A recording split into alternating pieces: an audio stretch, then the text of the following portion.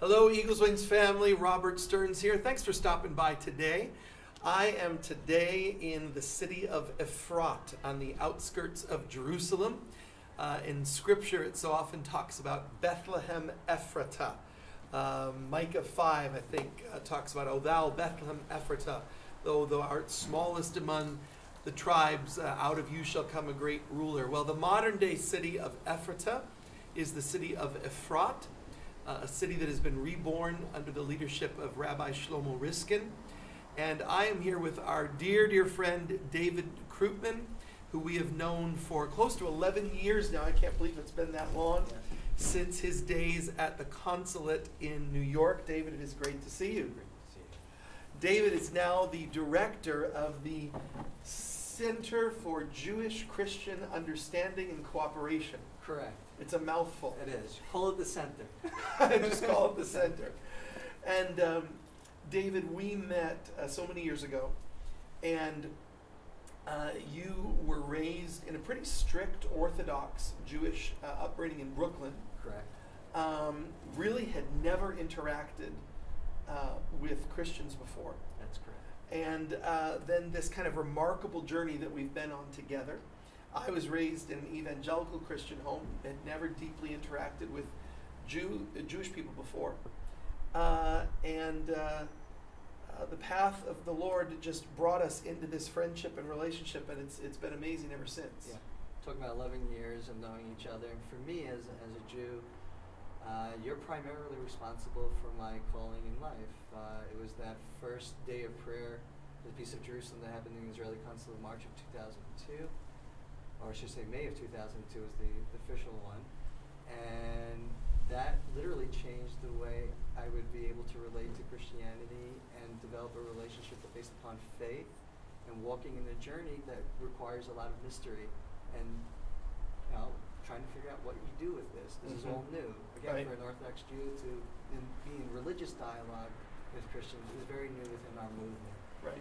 And I have to say, in the last 11 years, a lot has changed. Where I was probably the only Jew at a night to celebrate Israel of some sort, Right. I'm seeing more and more Jews coming together to interact with the Christian community for the betterment of Israel and the betterment of the relationship. So I would have to say a lot of what Eagles Wings has done is primarily the cause of this all.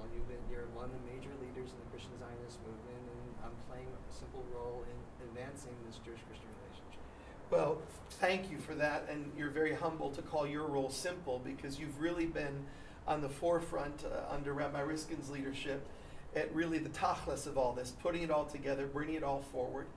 And we've had a lot of intense conversations over the years. We've gone at it. I'm telling you what, over pasta in New York, kosher pasta. We've gone at it. Theologically, you've desperately tried to convert me over and over again, but I have not converted.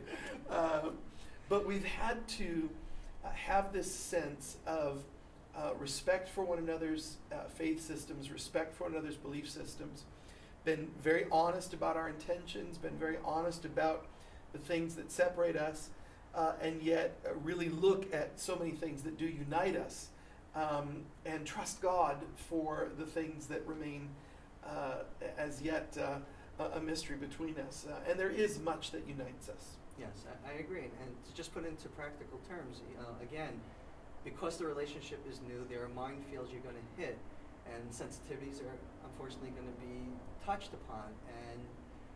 But what's great about the relationship is that there's a willingness to agree disagreeably and to understand that we have to highlight the commonalities, but also underline what the differences are. And often you find the difference is a fine line. But if you don't have the discussion, we don't know that. We're stuck in our own rhetoric for all these years. And I perceive you. Listen, before this, I thought everyone was Catholic. I didn't know about the Protestant Reformation, and then finding out there are 3,000. Just missed. I missed that whole thing, Or, again, not knowing there's a pope or a diocese or all that stuff when it just began. It was all new to me, and it's all new. And again, to respecting the differences. Again, evangelical Christians are out there to be witnesses for God. You have a certain faith system. So I understand the concept of witnessing. Now, the question is how you do this and how you are faithful to your mandate while interacting with Jews. That's a hard thing to work out, but I think over the years we found a way to respect what you need to do from your faith perspective, at the same time moving along with the relationship. But I think the importance is your willingness and openness for doing this. I think for Jews, Jews have to understand that evangelical, the term means to witness, to go out there, to spread the faith from your perspective. And that Jews should also understand that we also have a mandate to spread our faith. Isaiah commands us to be our witnesses. The question how to relate what that witness means in practical forms is something that each faith system works out within its priorities. But I would say through that, wow, talk about how much has come to the forefront of by having the conversation and what you've done in Eagle's Wings and breaking a lot of barriers and showing your sincerity of what it means that we can actually have an eschatology that says you will believe in, I will believe you will be an Orthodox Jew, and you will believe I will be an evangelical Christian. I'll respect that. Let God be God and mystery. Until then, up to that point, there's a lot to do on behalf of two faith communities that believe their covenant, share a common scripture, and believe in ultimate redemption. Well, I don't want to get too deep into theology, but I don't believe you'll be an evangelical Christian. Okay. What I really believe will scare you more than that, so I'll leave that one for now. I will say this, leaving the question of conversion aside, I think both of us, representing our faith communities, have, in a sense, gone through tremendous mini conversions of converting from old mindsets of how we viewed each other. Correct. In different ways and really coming into much deeper understanding. I remember one day you said something that still impacts me so profoundly emotionally when you said that every time you used to see a cross, it was for you a symbol of death and a symbol of persecution, and that through your interaction with us that you understood that that wasn't always the case. Correct. And that profoundly energized me. And likewise, we have received so much of an understanding of the roots of our faith, of the covenantal reality of our God, who is the God of Abraham, Isaac, and Jacob. And we are profoundly blessed by our friendship and relationship. How do people get in touch with the center here? The center. The center. The center of all things. So you can go to our website, www.cjcuc.com, www.cjcuc.com, or you can call our United States phone number that gets forwarded over to my cell phone, 516-882-3220, 516-882-3220. So be in touch here with David Nekrutman. If you're bringing a group to Israel, come out and spend an afternoon at the center. We just had an incredible time.